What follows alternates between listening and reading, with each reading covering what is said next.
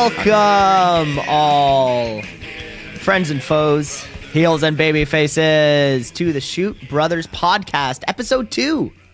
Yes, officially. Official we had introduction. a dozen pilot episodes, and now we have premiered. We are online. We are out there. We are online and live. Remember to rate, review, like, subscribe to the Shoot Brothers on all those platforms.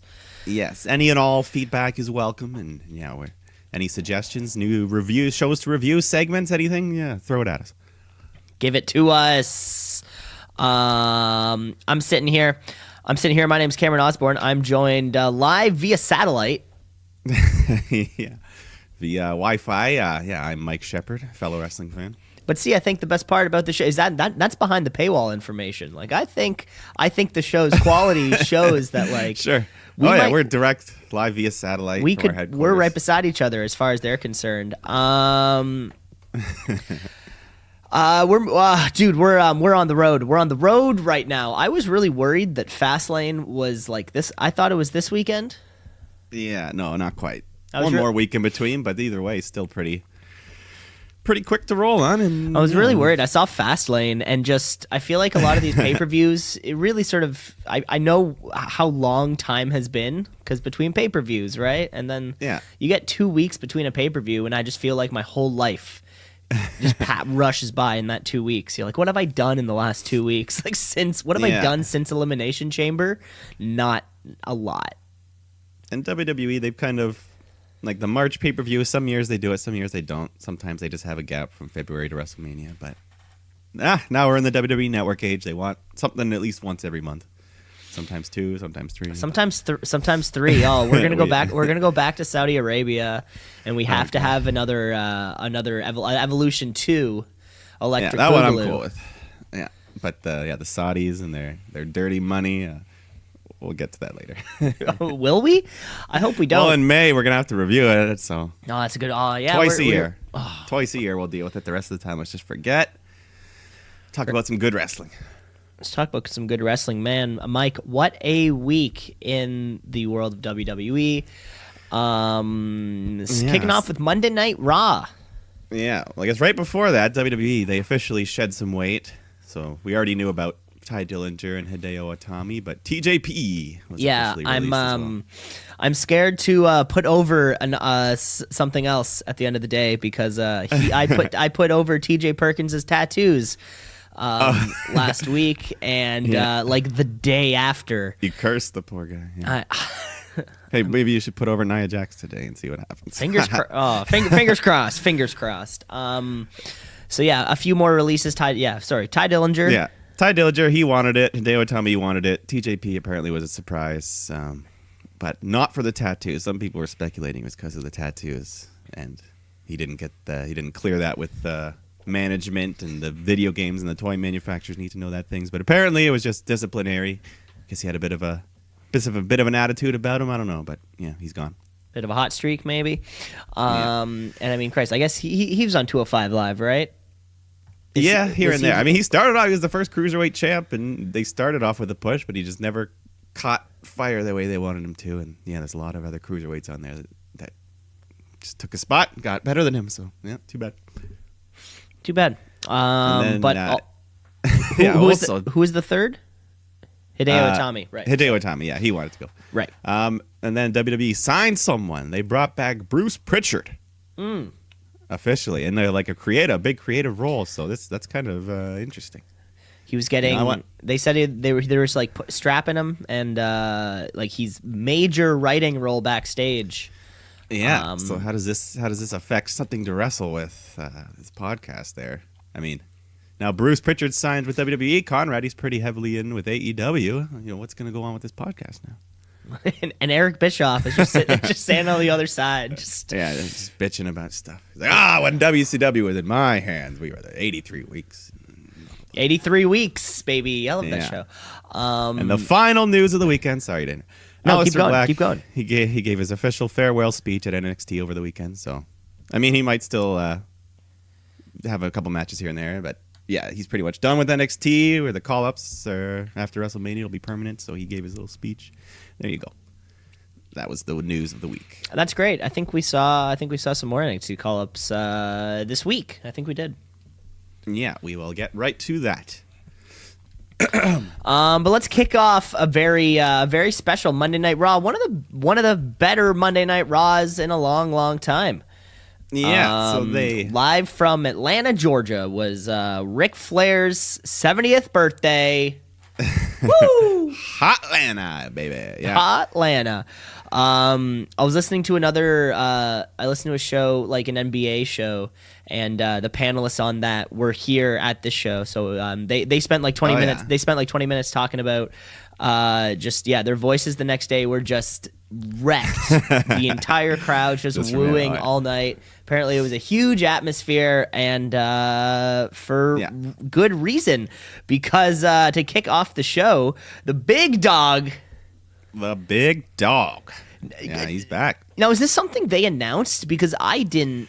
They did, yeah. Catch so this a few days. So you were just watching Raw and we're like, holy shit. I was just watching Raw and then. Wow. No, that's you got a genuine reaction. No, so they announced that he was going to be on Raw to make an announcement. They didn't say exactly what it was, but we assumed that it would probably be good news. They wouldn't. I mean, either way, they hung it over your head for 2 days. I'm dying faster. Yeah, yeah, it's gotten worse. It's gotten worse. But no, that wasn't the case. Roman came out to start the show. He looked in pretty good shape. Mm-hmm. Crowd gave him a big cheer. Big cheer. He had a new shirt on, so we fight, we overcome, we believe. Lots of chants for Roman, so that's a good sign. New shirt means he's ready. He's back. Does a lap around. He shakes all the fans' hands. Yeah, more welcome back chants. It went on for a long time. He got a lot of Roman, welcome backs. He got a lot of at the end of the day, we of course, respect the man in his battle. Of course, 6 months from now, we might boo him, and that's respect to him. That's respect to the art. Yeah, if we're not happy with the character, that's okay. But we're happy you're back. He talked a little about. Says he's a man of faith, and he was terrified about the announcement. They don't really do too much mention of God or religion on Monday Night Raw, but they let him have it here. It's acceptable for. It's a family show. Yeah, so he's overwhelmed with the love and the support. It gave him the strength he needs. And now he wants to use this global platform to help raise awareness and support. So he says, let's get to the update. I'm happy to announce I'm in remission, y'all. And then the crowd goes wild. So the big dog's back. How soon exactly? Pretty soon, it looks like. Then he on his way back up the ramp, Rollins comes out and hugs him. That was nice. That was a beautiful little moment between two pals. Yeah, that was nice real life, real moment. And the big dog's back. It looks like, I don't know, he'll definitely be wrestling at WrestleMania, it seems. So big dog's back. This kicked off Raw. This kicked off a good 25 minutes. Was just yes chants, and he had a real tough time getting through it. And he's Roman Reigns, Mr. Face Man. This is what we've been waiting for. This is what we were waiting for a long time. We're gonna cheer him when he comes out for Mania, doing something. Who knows? Who knows? That's wide open at this point. Hopefully not like Strowman or someone. Let's get a fresh matchup. But we'll build to that. See what next week takes us. We got other things to get to. Including, we get to see Aleister Black and Ricochet team up versus the Revival, and instantly, much better crowd than last week. They loved all these guys. This was it was a hot crowd all night. It was a hot crowd all night. So lots of high flying spots. Aleister Black and Ricochet both do their flips over the top rope. Crowd loves that. And then Black got the black mass for the win for the team. Revival will lose again, but still look good because this was a good match. I think I saw also that the team of Aleister Black and Ricochet are in the Dusty Rhodes Tag Team Classic down there in NXT, and I bet a team like that could probably make it to the finals of something like that. So maybe I think, and so we've seen 2 weeks now straight. I think of these guys paired together. Yeah, I think they might keep them like this for a little while to get them both on the show without having to have 2 separate matches, so all the NXT guys can be featured. I don't know. The Revival lost again, but hopefully they believe that they're still getting the push and keep those titles looking good. Now, I did hear that at house shows lately, the main events have been like 30-minute tag matches. Oh yeah, that's cool. I did hear that maybe they are trying to actually emphasize something to do with tag team wrestling, or like trying to figure out a way how they can make it work so that when they do bring it to us, it's already there. Yeah, no, I'm all for that. Something big for WrestleMania has to happen in the tag team realm if they ever want to like actually legitimize it back in our eyes, because no one really thinks about it anymore. Yeah, build it up like you did to the women's division, and people will be hyped for it because they got the talent. They got the talent. I do agree, but yeah, Black Ricochet looking strong, but what expense? Yeah. What expense? Coming up next in the show. Yeah, there's a quick backstage promo with Corbin, where he says his time as GM and competitor were tougher than Roman Reigns' battle. Yeah, what the hell's going on? Yeah, so maybe this is the feud that's coming out of his first feud. So that could be something quick, and I think just squash Baron Corbin. Yeah, he says for Roman's sake, he hopes their paths don't cross, and we're like, haha, yeah, right. Yeah, just hopefully just go squash Corbin, and then move on to bigger things. Or you could squash him at Mania. Squash Corbin. Yeah.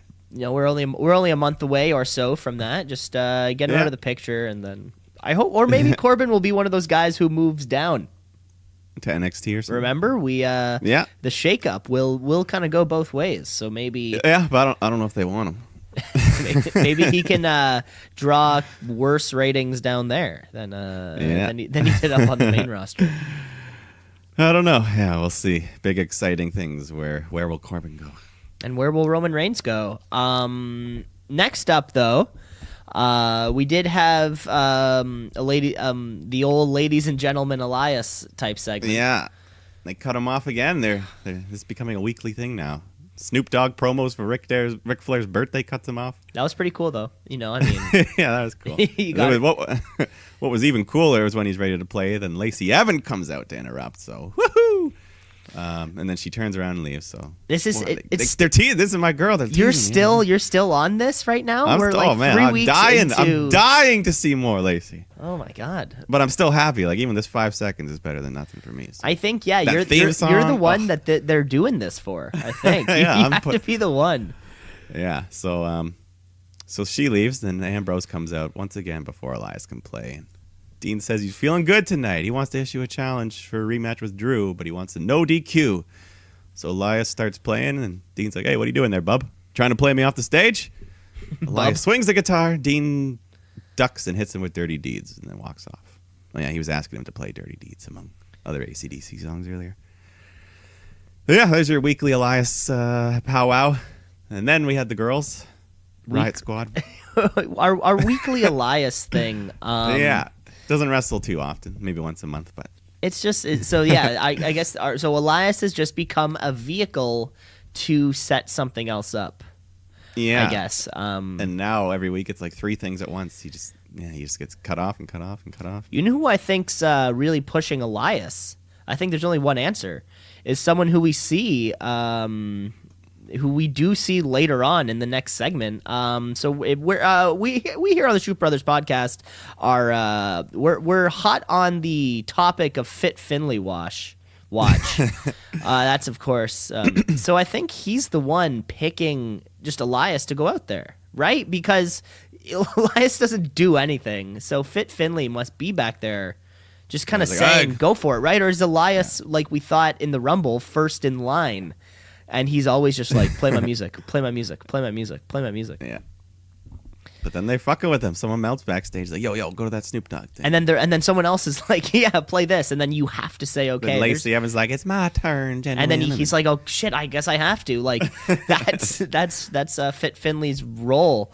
He was there. I guess so. Next match we have coming up next is Ronda Rousey and Natalya versus the Riot Squad. It ended up kind of being all 3, but I don't know which 2 it was supposed to be. It was the War Raider and Liv Morgan against your favorite. My favorite, the War Raider. it gets more obvious. It gets more obvious for me as the weeks go on. I did look in though. No, so when Sarah Logan was on the Indies, she had another name. Yeah. And that character's thing was just kind of like creepy or like punk-y kind of. Okay. Something, and listeners at home, yeah, definitely look up, see if you can find it or something. See if you can find a photo. But it's more like the Riot Squad than what she's doing. Yeah. Doesn't she have like some actual like Viking blood heritage, some shit? Yeah, but like down her bloodline. I get it. I don't know. I'm saying maybe that's like WWE forcing it. Like, oh, she's a Viking. She's a Viking, goddammit. Viking, goddammit. Like when Becky Lynch debuted in NXT, they had her come out with fucking green and act like a leprechaun and shit, and she evolved way past that. So Sarah Logan can evolve into someone who fits into the Riot Squad. We don't know. We need to find out whether this is Logan's decision or this is backstage that wants her to be the rabbit pelt wearing.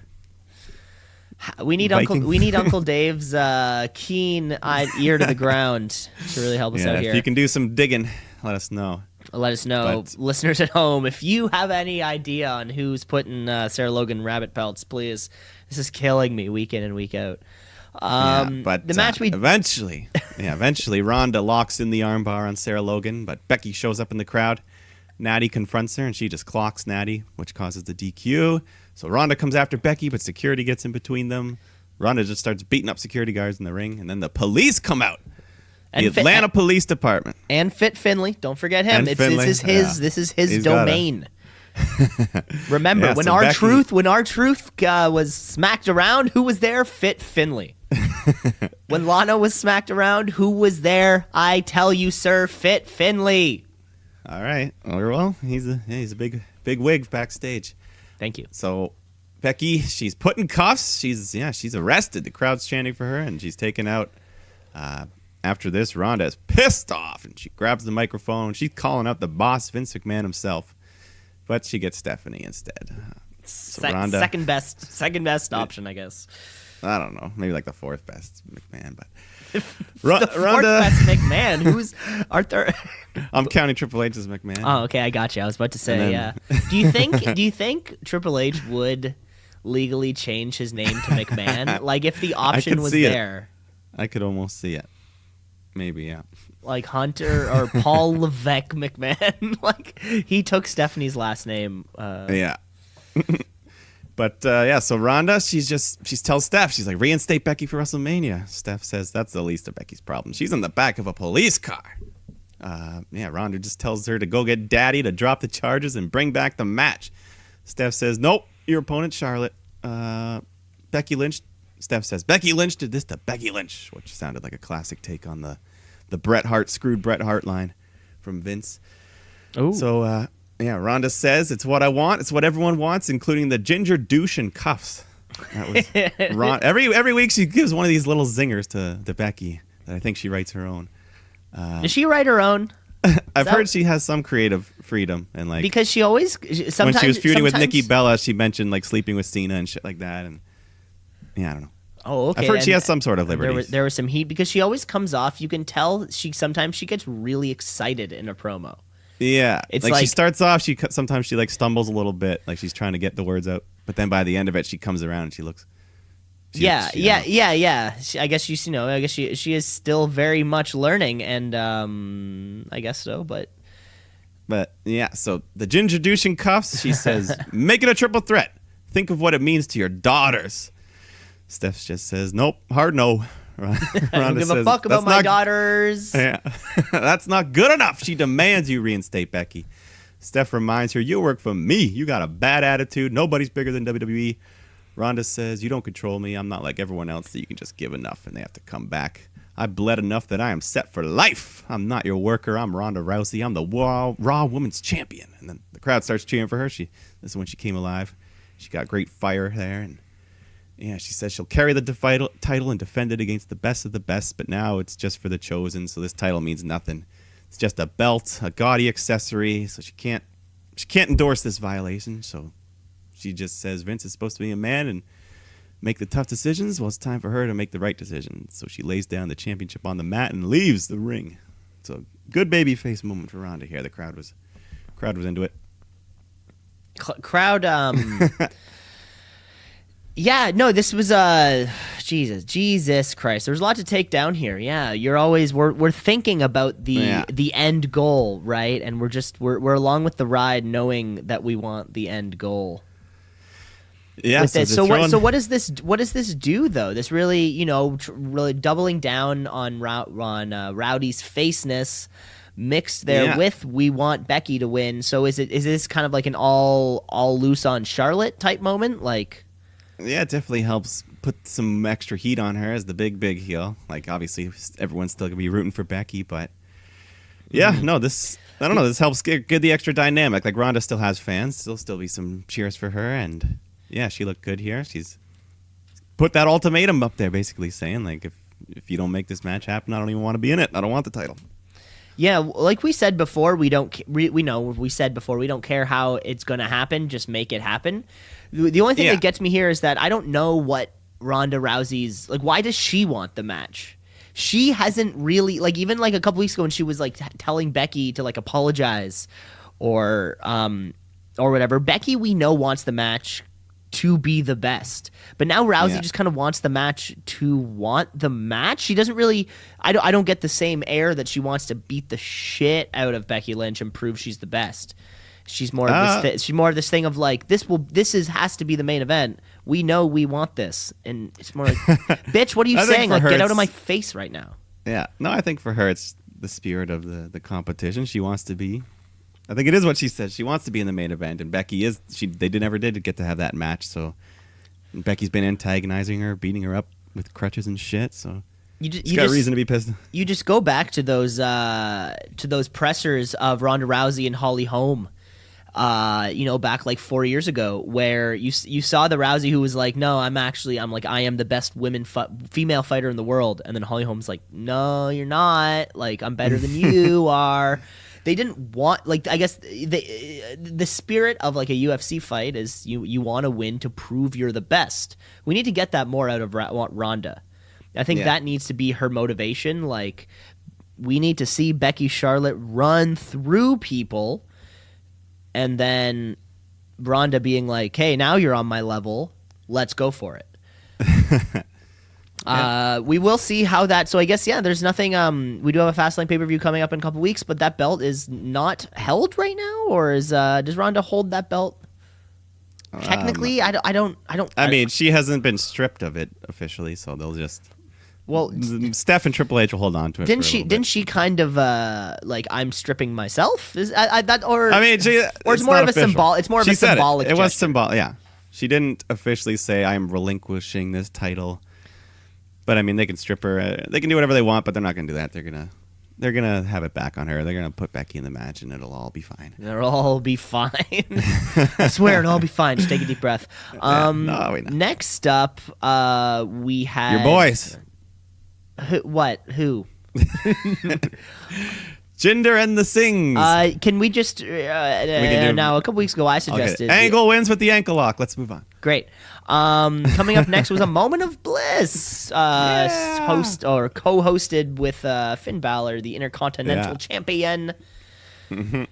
Fucking Alexa Bliss, man, she's getting fiery on these things. She is getting fire on these things.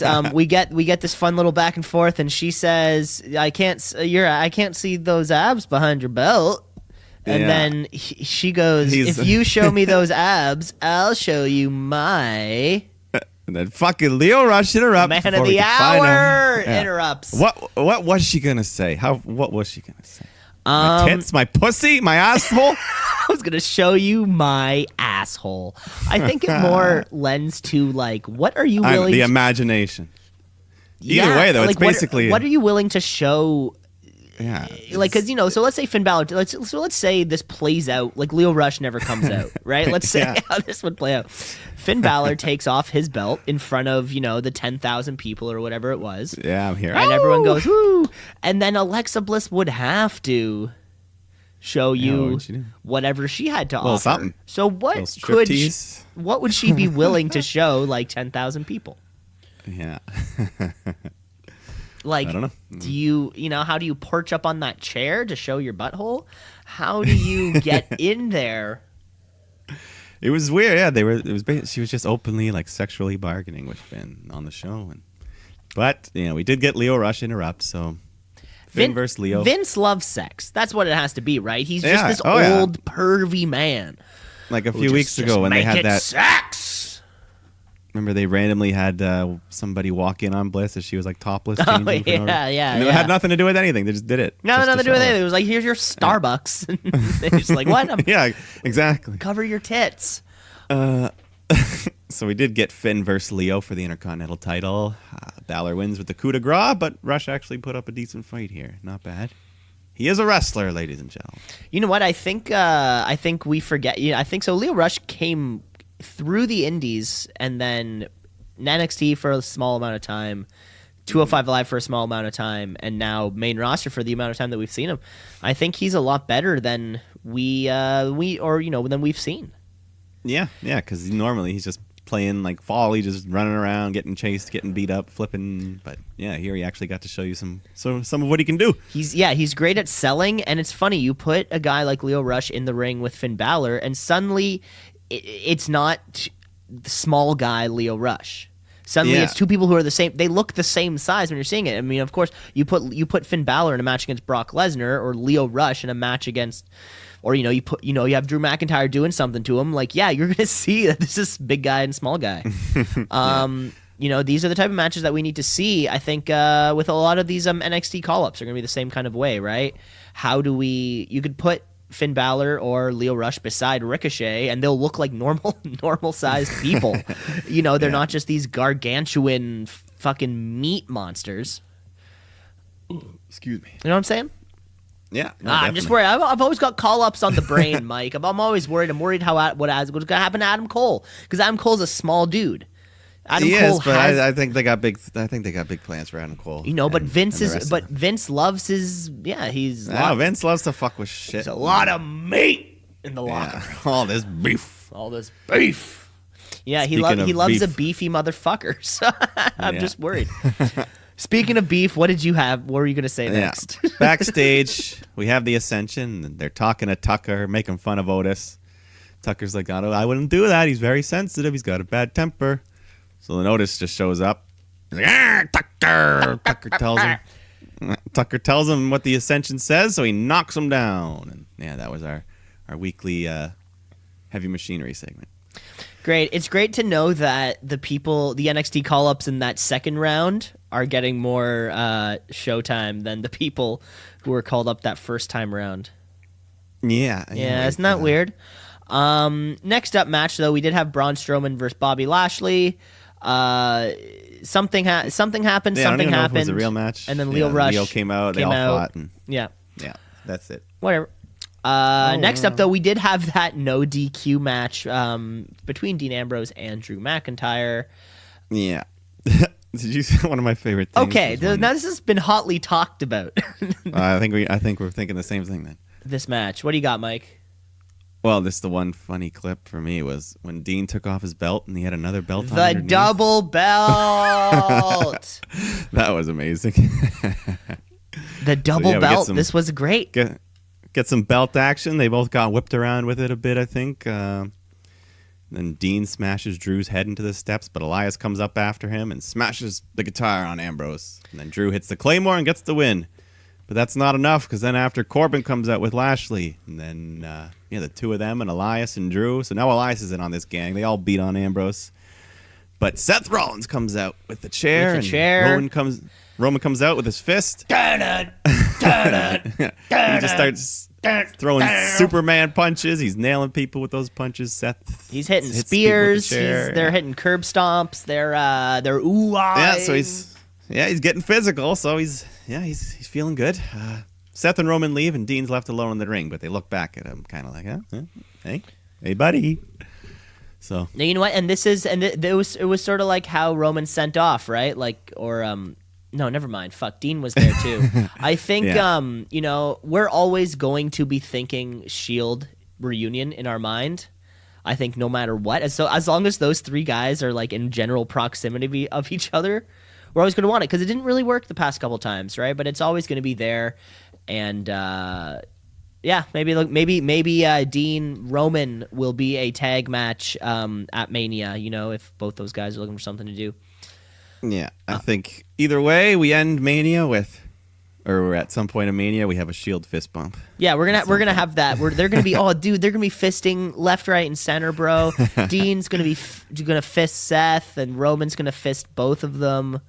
Yeah, it's gonna be. He's gonna be jealous. Oh, dude, there's gonna be so much fisting. It's gonna be great. This double belt thing has gotten a lot of attention. I've seen a lot of things. I loved it. I think Dean doesn't give a fuck anymore, and I love this character. I love this character of his. Like he's not a face. He's not a heel. He's just a weird like WWE champion Dean. Yeah. Right. Like that in his kind of his AJ Styles feud era Dean. Oh yeah. Who's just funny. a weird. That was probably the top of Dean's career in WWE. He was just like a weird motherfucker. And that's kind of fun. I think, the only thing that could have made this match better, Dean, double down, 3 belts. Like, take one belt off, and then people still see it, and then acknowledge, take that second one off, and then you still have double belts with a third. Like, so did you ever see the classic clip from TNA with the double Sting wearing a Sting mask? No, what's that? You gotta look it up. It's so funny. It's like basically in the crowd there's a fan wearing a Sting mask, and then during the match he gets up and hits a guy. He takes off the Sting mask and he's wearing the Sting face paint underneath. So he's just revealing himself. Yeah, it's just funny. Hilarious. But yeah, so that was funny. That's funny. Sting, who will come back? Who was on the show? Who was on the show? In the main event of segment. Right before that, we had Bayley versus Nia Jax. Bayley gets the win with her elbow drop. Nice. So yeah. Yeah, these two. These two aren't bad. Out of all the people to watch Nia Jax with, these two are pretty good. I guess it wasn't a bad match. I guess so. What this is a tag match though for Fastlane, right? For the titles? Yeah, is it? I'm not even 100% sure. No. Maybe. Well, maybe next week we'll have Tamina and Sasha. Yeah. And then something happens to Bayley. Tamina gets the roll up win on Sasha. Yeah. And then title shot. And then the title shot will maybe happen. I don't know. We'll see. It'll be great. It would also be great to maybe see this. And I was actually really hoping to see these belts maybe on SmackDown. Maybe this team would have done double duty. I think let's not forget that there are teams on SmackDown. I wonder, although the champions are going to go interbrand, if there's like a SmackDown, let's say the Absolution team, is that a team who could show up on Raw to answer an open challenge, or will the team of Nia Jax and Tamina make their way over to also show up on SmackDown if it means building something there? Way. I do wonder. Because I guess it's hard to complain because we've only had these belts for like 3 weeks. But let's not forget women's tag wrestling in the other division, right? Yeah. No, and like I said, the small spoiler, they do show up on NXT one of these weeks soon. Oh, right. I think you mentioned that last week. No spoiler. Yeah. Jesus Christ, small spoiler. No spoilers. I didn't say what happens, who happens, how it happens. No. I don't know. It might not even happen. Sometimes they tape things and don't air them. It might not even happen. Actually, no. I did read that for that. See? For that Velveteen Dream Johnny Gargano match. Yeah, they filmed the second finish. Yeah, I think I just read that they did that. I guess I guess there was a chunk of people who were like Gargano retained, and then so it's kind of cool. Yeah. It's like when like an actor or an actress, they only get like their one page of dialogue, or they only get their specific pages, so they can't leak other shit. Yeah. Or sometimes, they film multiple endings and things like that. Anyways, coming up next was the man of the hour, Ric Flair. We were celebrating his 70th birthday, which was great. Triple H and Stephanie McMahon made their way to the ring. And Triple H just kept hyping him up. Of course, Stephanie starts introducing all the bigwigs. Yeah, all these legends. All these legends. Shawn Michaels stage. shows up. Ricky the Dragon Steamboat, who looked I thought he started chopping guys in the front row. I thought for a second if Kurt Angle was also going to be there, I thought Ricky the Steamboat looked good enough to squash Jinder Mahal. Oh yeah, I mean Steamboat. I'm sure he can still go. Think about how fun that would have been. We also saw Kurt Angle and we did see Sting, which was a lot of fun. Sting, yeah, no face paint needed. No. And I noticed one small thing. I noticed when Sting came out, he shook a few guys' hands. Yeah. He walked up. Strowman and Seth Rollins were right beside each other. He walked up. He patted Strowman, and he completely ignored Rollins. And Seth looked a little bit sad about that. Ooh, now I did. you know their history, right? Yeah. Rollins is kind of the one who ended his career. I mean, I won't say he was 100% the reason, but yeah, that was his last match. That was his last match. I just noticed Sting was looking a little cold to Seth, and Seth looked sad. It was actually the first person. I did notice a couple of those things too. The first person that Sting talked to was Bobby Roode. Talked to him for a little while. Yeah. I think they. And then turned around and brought it in with No Way Jose. That was the one. That one surprised me. That was the one I didn't understand. I think Sting's just all over the place. How far does he reach? I was gonna say maybe Sting hangs out, or I don't know. Maybe at some point he was around the Performance Center and he just I don't know. Yeah. That was a weird one. Bobby Roode I can understand. Yeah, they know each other through TNA. But anyways, all of these guys make their way to the ring, and we check out the Nature Boys video package. It was a great celebration of his life. We see they've made a custom WWE World Heavyweight Championship belt that looks like that WCW belt. Yeah, it looks a lot like it. Had custom side plates. Had some custom stuff, which was Ric great. Flair. Triple H says, you know what? There's no more preamble. Bring him out. Bring out the man of the hour, Ric Flair, and we start to hear that music. Yeah, the 2001 Space Odyssey. The monolith has appeared. The monolith has appeared, yet the Nature Boy has not. Yeah. This was awesome. This was such a well-filmed segment, I thought. I mean, he's a little bit older. I understand he could be a little bit slower. Oh, yeah. Maybe he's in Gorilla. Maybe he's partying. Maybe he kind of has to, he's taking a few steps up he's taking up those steps. I understand there's probably a lot of space there, but still nothing. He has not shown up yet. Nope. And then backstage, though, we're like, something's going on. We see Batista. Pulling grab a cameraman. This cameraman into the locker room and says, "Wait here." Yeah. This was good continuity. You fucking wait there. Yeah. Which is a good point. I love it. I'm just gonna stop this halfway in the middle here. That the cameraman's just not happens to be following these people around. I like that. Yeah, he was treated as a real thing. Like there's a reason for him there. And there was he says wait here. We see that Batista rolls into Ric Flair's dressing room, smash. He emerges pulling a 70-year-old man's suit by his suit jacket, dragging this carcass. Yeah, and he just says, "Hey Hunter, do I have your attention now?" Huh? Whoa! What a fucking way to end Monday Night Raw. Triple H leaves the ring, runs backstage to check on Rick, but Batista's gone. He's gone. He starts calling for the doctors. Hot ending. That was a good surprise, man. Was not.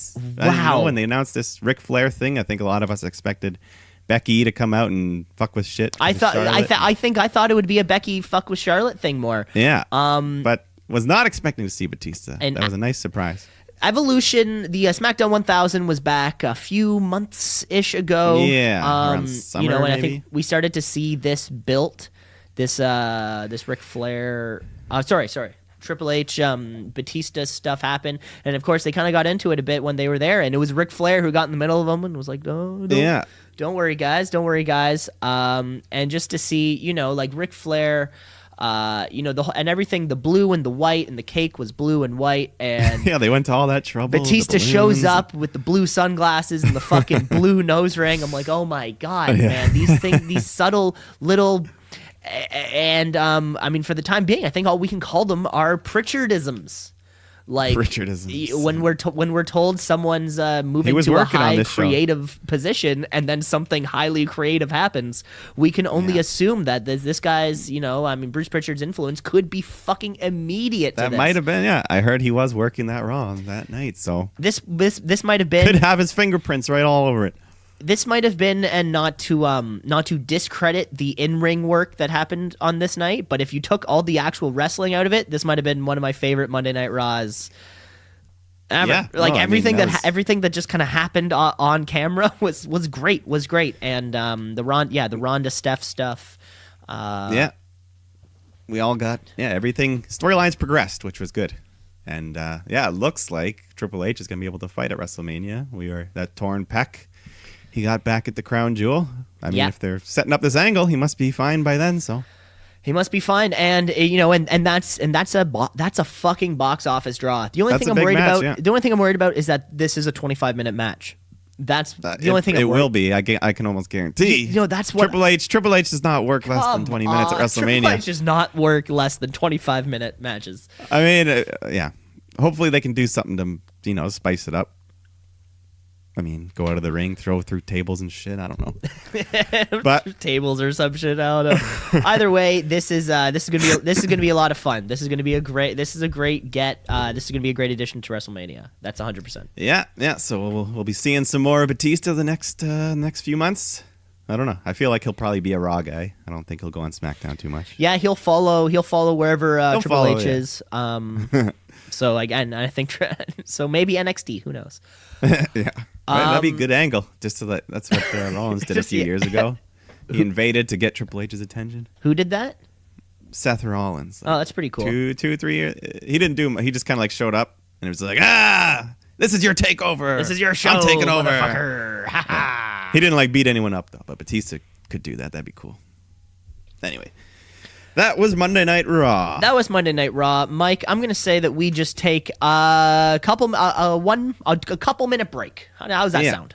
Yeah, I'm going to rip a ball and maybe listen to Lacey Evans' theme song again. We'll see. That would be the cue. Okay, folks, we'll be back with this week's SmackDown, so stick around. Let's shoot.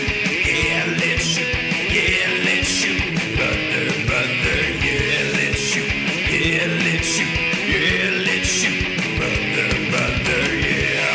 Welcome back from the break, folks. We're back here with our SmackDown review. First, though, Mike, don't think you got out of Ric Flair's birthday so easily, because it's time for some trivia.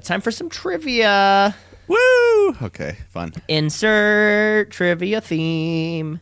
Bloop. Yeah, I'll get that. I'll get on that. I'll work on that. You know what? I think the trivia. You want to do that? Yeah, the trivia theme can be silly. It's your enough. segment. You take it. I think. I can be silly enough with it. We'll leave all the serious stuff for you. I'll have the putting it over one. I'll have that one done by next week for sure. Sure, man. Hell yeah. Real excited. Okay, Mike, so you have 2 questions coming up for you. These are 2 Ric Flair questions. It was his 70th birthday. Happy birthday to Ric Flair. Mike.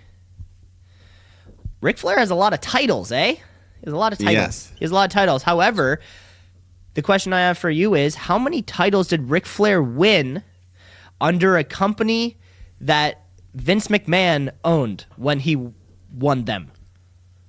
Okay, so how many titles did he win basically in WWF, WWE? Yes. I should have asked it like that instead. Yeah. I'm pretty sure he had the WWF Championship twice, the heavyweight, and then 1 Intercontinental, and then at least 1 tag team, maybe even 2 tag team. I'm going to go 4. You're going to go 4 total. Mike, you were so close. The answer is 6. But 6? Damn, you had everything else right. Yeah. Was there a couple more tag teams in there? He has a couple more tag teams. Ric Flair won the World Tag Team Championship 3 times, twice with Batista and once with Roddy Piper. Okay. Fuck. In 2006. And then he won the Intercontinental Championship in 2005. And, of course... That one I remember. He beat Carlito. And of course, he won the 92 Rumble, which was for the vacant championship. And then he won it again later on that year on Pro Time Wrestling. which was a pre-Monday Night Raw thing. That was a pretty damn close guess. It was close. Because if I had taken a bit more time, I think I might have guessed. Because he has so many championships. So Ric Flair is recognized as being a 16-time world champion. Okay, so we just said that 2 of those were the WWF World Championship. So what are the other 14? All right, so we'll go. So I'll just say one thing quickly. Ric Flair himself disputes. He says it's like 21 or something. Yeah, but we're going with the 16's the one. We're going with the 16 recognized by WWE. Yeah. Okay. So minus 2, so 14 left. So yeah, so there's 14. Let's say I'll say 8 NWA, 6 WCW. Oh my God, we have a winner! Winner, chicken dinner. Jesus Christ, how did you know that? I mean, I knew there was more NWA than WCW, but I didn't know the exact. But I took an educated guess. Professional Wrestling Encyclopedia, Mike Shepard. Professional Wrestling Wikipedia. I like that. Do you want me to come up with some for you next week, or do you want this to be your thing? I like answering them. It's fun. It was fun. How about this? How about next week? Next week, how about the quiz segment is 2 questions. We go back and forth. Like we each do 2, or we each do 2. Okay. So you'll let's do that. Something pertinent to the week. Let's try to. I'm gonna write that down at the top of my notes. Trivia. Yeah, something pertinent to either SmackDown or whatever the pay-per-view is, or let's try to keep it in the ballpark. Let's move on to SmackDown. This was the first time that I was watching SmackDown live where this is the first time in a long time where I started watching going like, how are they going to top Raw? I don't think I've asked that question in a long, long time. SmackDown has been so consistent with its matches and its storytelling pretty much as the entire time Daniel Bryan's been champion. And then probably leading into the AJ Styles years, it's been the show that you and I have been definitely more excited for. Yeah, and then the whole summer run with Becky and Charlotte going back and forth. That was the highlight of WWE. Yeah, but here we go. We start off with Shane, Steph, Bryan, and Rowan. They're all in the ring. There's the table set up for everyone's favorite thing, the contract signing. The old contract signings. It'll never die. The contract signing will never die. Yeah, so chance for Kofi before he's even out. They show a highlight package of Kofi's career. And then finally, the man himself. He comes out. Crowd super hot. Kofi-maia, baby. Yeah. Kofi-maia. It's running wild. It's running wild. Chance, you deserve it. He thanks the WWE Universe for making it happen. And he says at Fastlane, he's going to do what everyone's wanted to see for a very long time. He's going to beat Bryan and become the champ. It's been a long time since Kofi even had a singles promo on his own like this, but I dig it. So more Kofi chance. Pretty much right now after Becky, he's like the second most over guy in the company, it seems. I think so. I think so. It's just it's the 2 people who we want to see win finally. Yeah. So Bryan, he signs the contract, no fuss, and just as Kofi's about to sign it, Vince McMahon comes out. Vince. He wants to tell him personally how much he appreciates what Kofi's accomplished in these 11 years. However, it's incumbent upon me as chairman of the board. I need to sell box office. We make movies. Yeah, people are buying tickets to the movie theater to watch the show. They're not wrestlers, they're superstars. Yeah. And therefore, he's replacing Kofi. So huge boos for this. Vince just like, hey, there's no alternative. I'm placing you with a man who, he's like, quite frankly, he's more qualified. There's a lot more beef on this man. More beef. So the man to face Bryan at Fastlane is Kevin Owens. He looks a little bit slimmer, and he's got some fresh ink on his arm, nearly a sleeve there. Yeah, I was trying. I don't think I was trying to get a look of what it was. He's got it's like an eagle type thing. Bird going up. And a raven. I don't know. He does look a little trim. He does look a little trimmer. He lost a couple pounds, I think. Yeah, lost a couple pounds. But he's always been a guy whose mobility and quickness is insane. Oh yeah. He can. Yeah, he does springboard moonsault and no problem. He's always been I've never been worried about his weight. So KO comes in. KO comes down and signs the contract. He is replacing Kofi Kingston in the WWE Championship match at Fastlane. Yeah, New Day are losing it at this injustice. They're yelling at Shane and Steph, and Bryan and Smirks and Owens. They just stare at each other. This was a hot crowd too. Now I noticed. I noticed this on This Week. And this one was in North Carolina, right? Yes, this was in Charlotte, North Carolina, the city that just hosted the NBA All-Star Game. Judging by the way they filmed it, I don't think, and there totally could have been. I didn't really look into it. They were only filming that lower bowl, as if the seats above weren't sold. That's like the first thing I noticed was this one felt a lot more personal and zoomed in, which was super sometimes cool. They do that. And then it feels more like an NXT crowd, like everyone's all close together and hyped up. Yeah, it really did. It really sometimes I like those. Sometimes week to week the production team just kind of switches things up. We're always putting over wrestling production teams. That's for sure. That's for sure. The hard workers backstage. The hard workers setting up the chambers and shit like that. Kevin Owens signs the contract. Kevin Owens is taking on Daniel Bryan at Fastlane in a week and a half. Yeah, so he's back in less than 2 weeks. He's getting that title shot, and just like that. I think at this stage, Vince, so Vince has done this twice now. This is his. Just fuck your favorite babyface. I'm putting in my guy, which is exactly it. I mean, and lately we've had to see Triple H and Hunter. Or sorry, Triple H and Steph have to be this like, don't fight the man kind of character, because they are now not the authority anymore. I think Triple H and Steph, like, they're like, hey, we just want everyone to get along. We want things to be great. We want what's best for business. And Vince just like, fuck you. Like, guys, be nice. Dad's sleeping. God, just apologize, please. Just apologize, please. And he's like, Kevin Owens.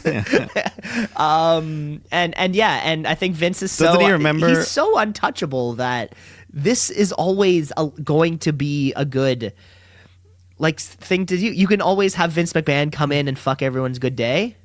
Yeah. And it's always going to be you can always do that in storyline and not get bored. Does Vince not remember Owens headbutting him like a year ago? Like a year ago. Conking him right now. Drawing blood. Or maybe that's why. Maybe he liked it. He's like, you stepped up. God damn it. Also, I thought it was a funny way to say that Kevin Owens was more deserving. Kevin Owens has only been, I think, employed by WWE for 5 years or something. He spent the majority of his career on the Indies, where Kofi Kingston has spent his entire career in WWE. And this was going to be his first singles championship match, and he doesn't get it. And he doesn't get it. Well, he doesn't get it for now. Not yet. The crowd's still hot. I'm happy that at the end of the day, this was the Becky losing to Asuka thing. It's for the greater good. So Kofi can go on and get his crowd's still match. hot, and who knows? Maybe this is just a placeholder so we can really build. Who knows? Yeah, but after this, they have to go Kofi at Mania. If they weren't going to do that, they would have at least given him a match here at Fastlane. So this tells me they have to be going with Kofi. It really does seem that. Next up, though, we did have we had a tag match, actually. We had the Bar showing up, and lo and behold, who is the Bar taking on this week? The Hardys. The Hardy Boys. Matt and Jeff Hardy. We haven't seen Matt Hardy since September or something. There was rumors of him even being retired. Being retired. I heard their contracts were up on Friday, or like this coming Friday. Their contracts are up. So they've both re-signed. He looked pretty good here too. He looked like he shed a couple pounds. Yeah, he looked great. The match was a lot of fun, and I think Pop was big. Just a fucking a day of returns, or a show of returns, man. They get the win, the twist of fate, Swanton Bomb, and there you go. I think they're from the Carolinas, so they're hometown. Yeah, they're from somewhere around there. It was a hometown victory. Of course, if you're gonna bring a guy back, bring him back in his hometown. Yeah, there you go. This was great. I read a thing that I read an article online that was every single time Sheamus and Cesaro don't know or have a surprise opponent, they lose. They've never beaten a surprise opponent a la Hardys or DIY that we saw a couple weeks ago. They don't bode well in that particular. That's a fun stat in that particular field. I think hello. Is Skype being weird? Pardon me? Hello?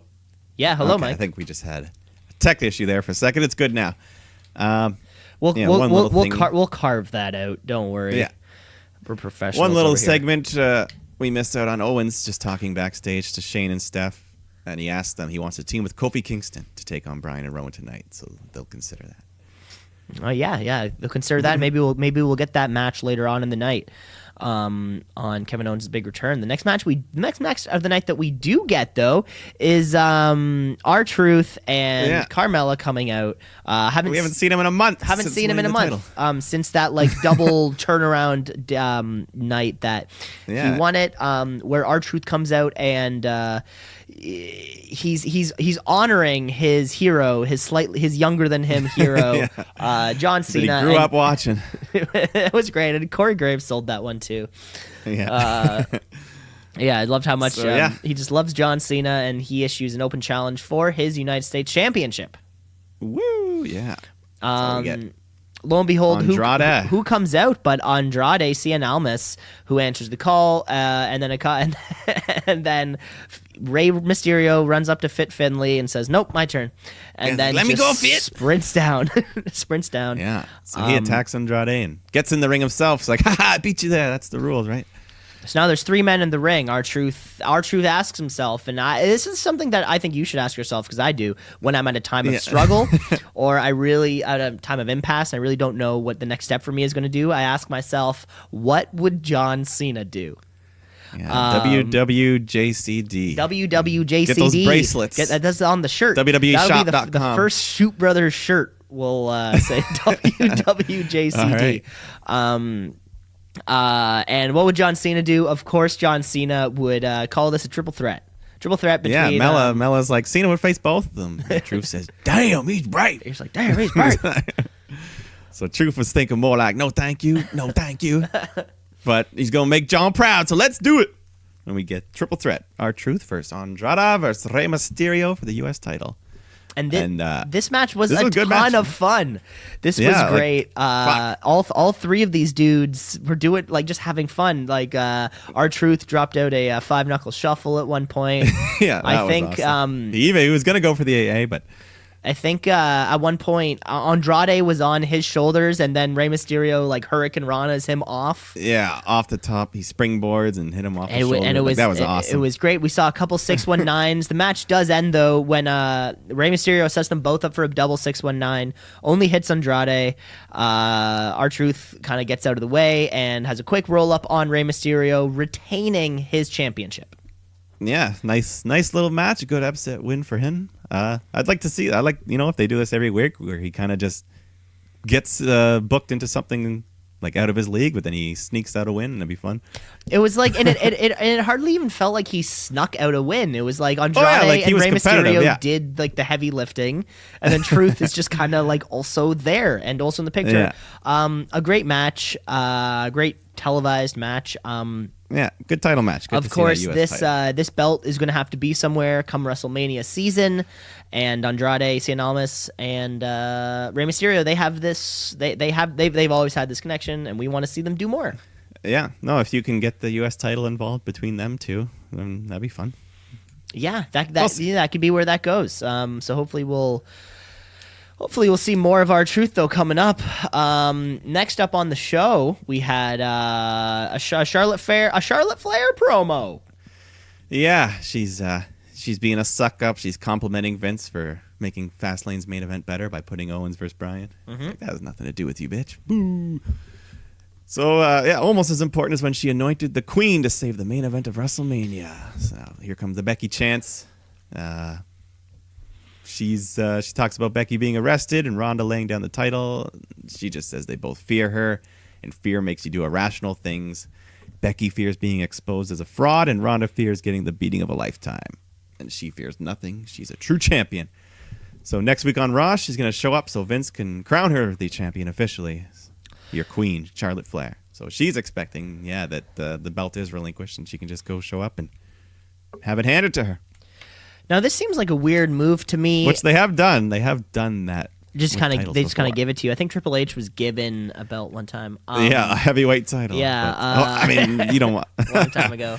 Hopefully, it doesn't come to that. This only seems weird to me was because so this was the only females competitor we saw on the whole night. Where's Asuka? It was a promo. It was a promo of the person, like she was just it's just pushing a storyline that was kind of already there. I think if we're gonna move this and make this happen, let's just move it over to Raw. Let's kind of we don't need to like pussyfoot around. At least I don't believe it that way because we didn't see Asuka, we didn't see the likes of Mandy Rose, we didn't see the likes of the Iconics, the iconic Sonya Deville. Like that's what I'm saying. That's what I was saying. This chamber match, like it's got hot. We're hot for seeing a lot of people who we didn't see before. So let's keep this rolling. Let's see Absolution, Iconics.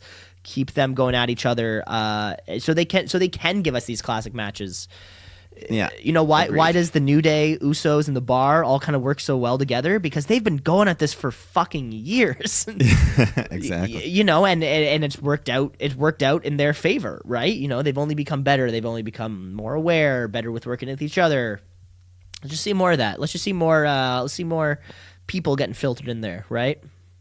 Yeah, man. That's how I see. Because we love that women's division, right? Yeah. Gotta get going with something. Gotta get going with something. Jesus Christ, I'm just so impatient. We saw some other new faces coming up next, though, when we saw a tag match with this Aleister Black and Ricochet returning to take on Rusev and Shinsuke Nakamura. Before the match, though, little backstage promo, just the two of them talking, and Lana comes up to them. I thought she was supposed to be Russian. Yeah, they kind of ditched it. They did. When did they ditch it? And she started wearing these weird contact lenses. Like they don't look like natural eye colors. They don't. Yeah, no, it looks like But I didn't miss when. I think when she was in Total Divas, they started ditching it because she would just talk normal on that. Yeah, so they're kind of like. Because I do recall a time not too long ago where I remember her speaking with that thick Russian accent, and then she didn't do it, and I just noticed immediately and just what.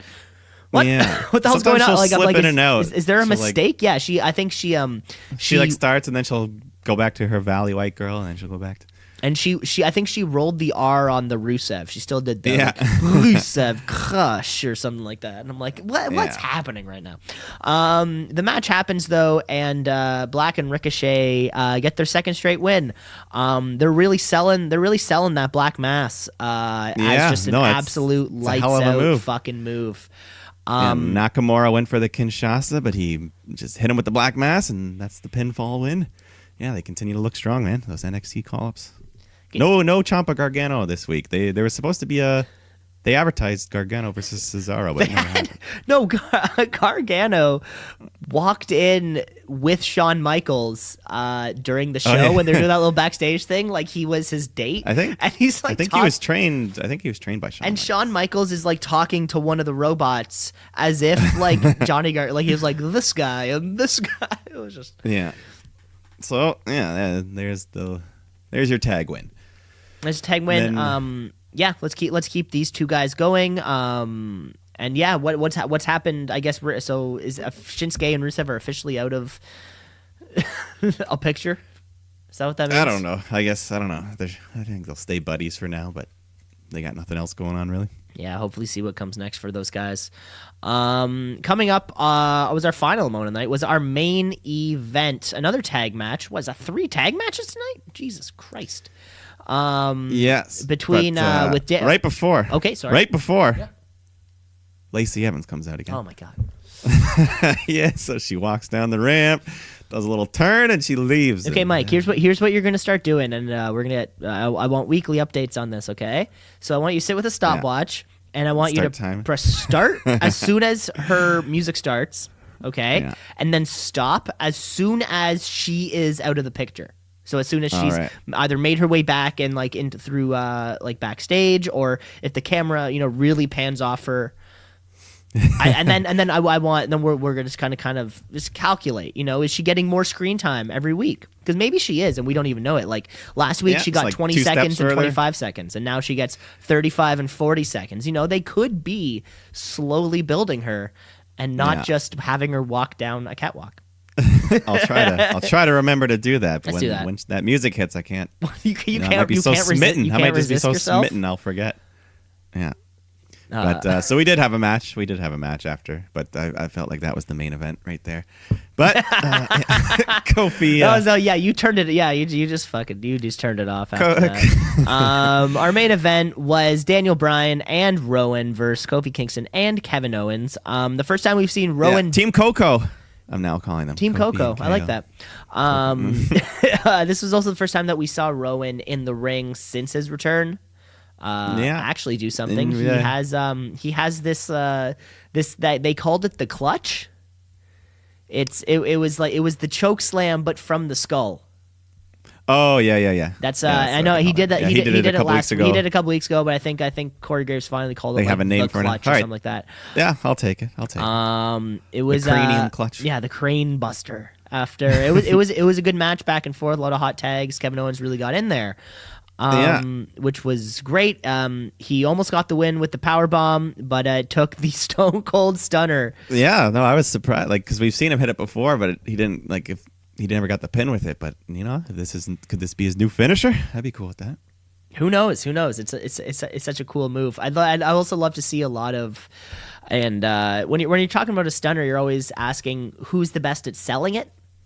Yeah, this is especially with all the high flyers and the amount of athleticism in the WWE right now. It would be great to see Ricochet sell a stunner, or Johnny Gargano sell a stunner. I think there's a lot more. It could be a lot of fun.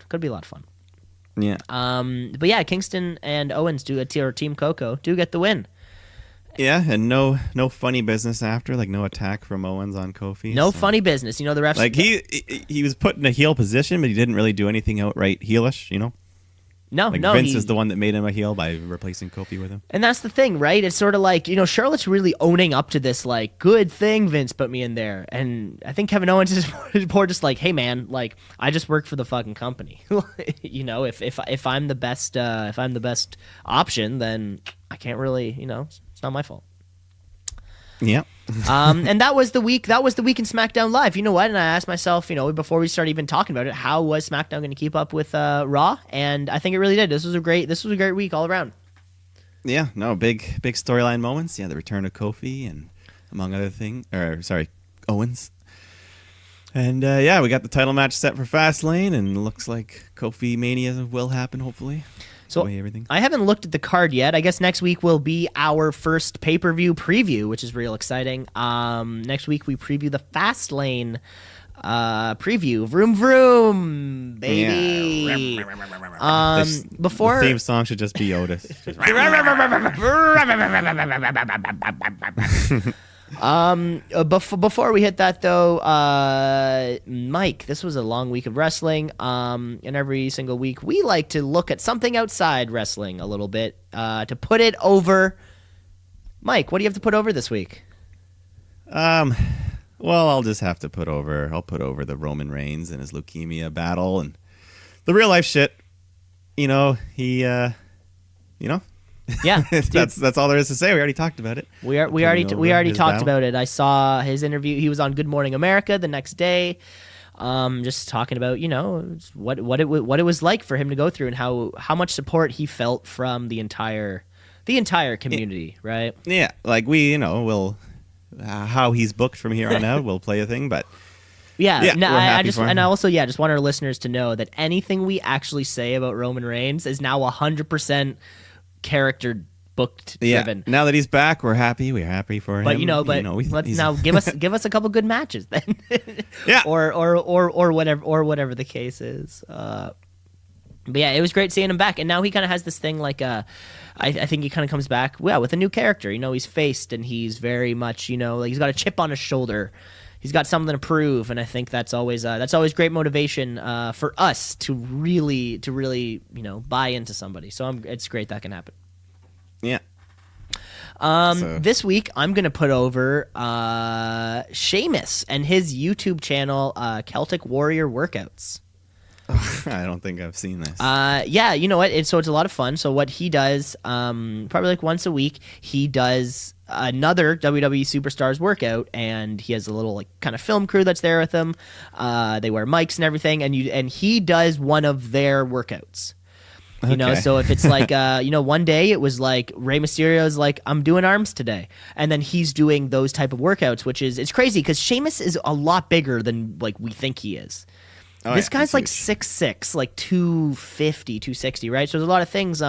Great episode he did, just one in particular, and I'll move on. He did Daniel Bryan's workout. So a guy who is super small, limber, and quick was, or like he was showing a guy who's just a fucking brick house these own little exercises. And you know what? Like, it's a great thing to watch if you do go to the gym or you do fitness or something and you're into, maybe just, what does Alexa Bliss do on her off days? Yeah. That's, she's still getting a workout in, but, it's like a light workout. Maybe that's all you want to try. Cool. Check it out. Yeah. Another great episode. If I can just say one more thing. John Cena. John Cena was on the episode like last month or in January. 2-parter. Even just watching this, even just the first part is just stretching. The second part was just squatting. Even the stretching episode is would be good for the heart and good for the soul, And so, I guess you can work out along with them sometimes if you're watching these things. And you could, sometimes. Well, I guess if you bring your iPhone to the gym, go to the gym and just watch the thing as you kind of go, and, and then go like that. Like, I'm with them. I'm with them the whole guys. I'm right here. Shamey. Shamey. So that's what I'm putting over. Mike, there's only time for one more segment on this show, which is the Wrestler of the Week. It's the Wrestler of the Week, of the Week. Wrestler of the Week, of the Week, of the Week. The Wrestler of the Week, of the Week, of the Week. Wrestler of the Week, of the Week, of the Week. The Wrestler of the Week. Hey, Mike, who is your favorite wrestler? Well, I'm gonna go with he wasn't there for a whole lot, but the short amount of screen time he had was big impact. So I'm gonna go with Batista. Yeah, he didn't do anything in the ring, but I thought he made an impact. So didn't do anything in the ring. We probably won't see him do anything in the ring, probably until Mania. Yeah, but I'm putting him in there. I'm throwing him up there. Throwing him up there, which is great. I think so. What, Batista left in like 2014? Is that sound about right? 2015 maybe. 2015 maybe. Was that match against Daniel Bryan and Randy Orton? Was that his last WWE match? No, after that they did a short Evolution versus the Shield program for a couple months. Oh, okay. And then the Shield beat them, and then I think after that he was done. And then the Guardians of the Galaxy came out, and it was a huge hit. Now he's doing movies and all yada yada. Yeah. That's great. Add Dave Bautista to the list this week. For a second straight week, I'm putting over Kofi Kingston. All right, that's fair enough. You know what? When Vince McMahon showed up and said, "Nah, Kofi, you're not in the match anymore." I watch SmackDown. I watch SmackDown and Raw in the mornings. I'm home alone. I get a lot of sun in my living room. Make some coffee. I'm feeling good. It's like a very, a good experience. And it was just like the first thing that fucking happened to me this morning, and it was Vince McMahon going, "Hey, that thing you want? No." And then me having to just painfully I move up to I'm 3 feet away from my television, just standing staring at it. Are you fucking kidding me? Are you fucking kidding me? Kofi, I'm behind you 1,000%, 100%. Oh yeah, $1,000,000%. $1,000,000%. We're all in on Kofi. Double or nothing on Kofi. We're double or nothing on Kofi Kingston. We're all elite Kofi. We're all AEK wrestling. Mike, that's all the time we have for this week. Yeah. We'll be back next week with the preview show and whatever else happens in between. We'll be back with... who knows? Who's getting arrested? Who's getting sex tapes leaked? Who's getting... anything can happen. We've got our finger to the pulse weekend. in terms of sex tapes. Just wait. Yeah. I know a guy who knows how to get them.